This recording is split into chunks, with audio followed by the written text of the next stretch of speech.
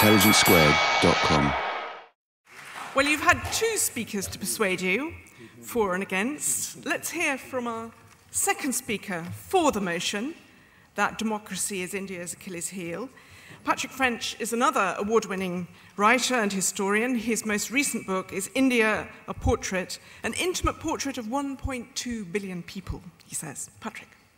Thank you. Let me tell you a story. At the last general election, I found myself in Kanpur, which to some people here will still be known as Kaunpur.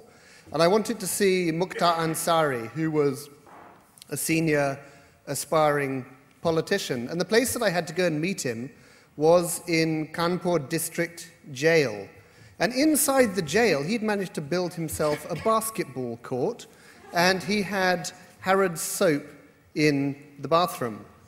Now, the criminalization of elements of Indian democracy, a problem that has gotten much worse in the last 10 or 20 years, is not something we can ignore.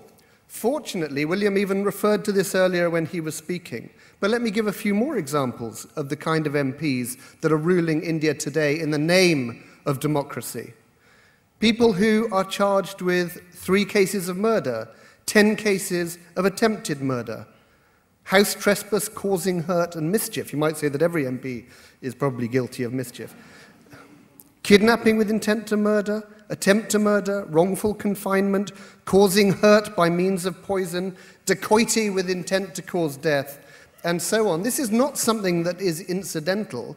This is to do with the fact that in large parts of central and northern India, if you are a crime boss, you need representation in the state assembly with the MLAs, and you need it in the centre in the Lok Sabha with the MPs. And you make every effort to take over democracy.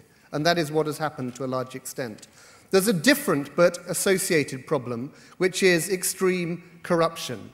Many of you will have seen the photographs of the Chief Minister of Uttar Pradesh, Mayawati, being garlanded with 1,000 rupee notes, which are kind of so enormous, it's like a giant anaconda of banknotes is being put around her.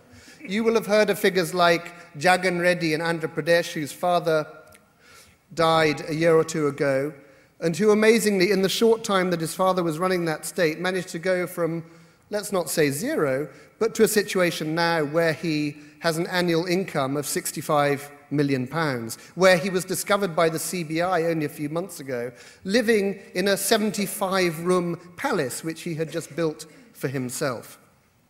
Now, this problem of corruption is not something that is only comical for the people at the top of the pile. It also extends right down to the roots of Indian society. We had only a few days ago a truck driver in UP, in Uttar Pradesh, being shot by the police after he failed to produce a 5,000 rupee bribe.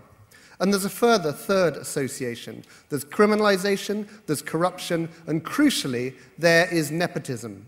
When I was researching my most recent book, I did a survey of how every one of India's 545 MPs had got into Parliament. And one of the most shocking things was that the incidence of nepotism has grown and grown and grown. If you plot a graph between heredity and age, and you look at MPs over the age of 80, you'll find that 0%, none of them,